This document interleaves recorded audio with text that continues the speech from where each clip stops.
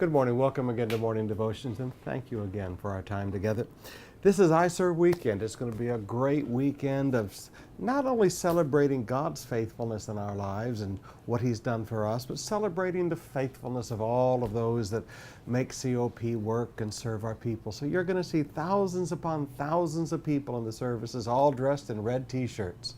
Now, those red T-shirts, those people are people that are committed in service every week here at COP. So look for the red T-shirts, and everybody remember to wear them. It'll be quite an encouragement, and you'll begin to see that it's not one person who makes COP grow. It's Jesus using thousands and thousands of people that make COP what it is today, and the great servant to people that it is today. I want to talk to you about service for just a little bit. Luke chapter 9, beginning with verse 57. As they were walking along the road, a man said to him, "I will follow you wherever you go." Jesus replied, "Foxes have holes and birds of the air have nests, but the Son of Man has no place to lay his head." Now that doesn't mean he didn't have a home, because he did have one in Capernaum. But what it does mean is that there are no promises on this journey of following him in the ministry, just the promise of his presence. And so many people come to me and they want to go to the ministry, but they want all these assurances. There are no assurances, just his presence. Then he continues. He said to another man, "Follow me." But the man replied, "Lord, first," and there's the key word, "first, let me go and bury my father." Jesus said to him, "Let the dead bury their own dead, but you go and proclaim the kingdom of God." Still another said, "I will follow you, Lord, but first, let me go back and say goodbye to my family." He replied, "No one who puts his hand to the plow and looks back is fit for service in the kingdom of God."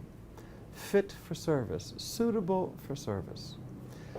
Forgive me, but you're not going to like me saying this, and I know it sounds rather harsh and judgmental, but it is. It is what it is. There are many preachers today that aren't fit for service. You say, "Well, Pastor Hammer, how can you be so judgmental?" Well, because this is what it says it requires to be fit for service. Now, fit for service doesn't have to do with our intellectual qualifications. Fit for service doesn't even have to do with our physical health.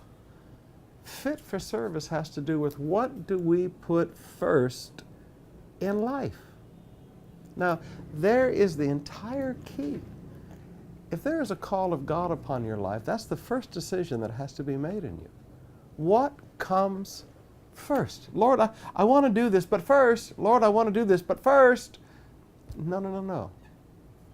First is service. First is the kingdom. The thing that makes us fit for service is not that we're better for anybody else. The thing that makes us fit for service is not that we're more spiritual than anybody else. The thing that makes us fit for service is not that we're more intelligent than anybody else or we have more charisma than anybody else.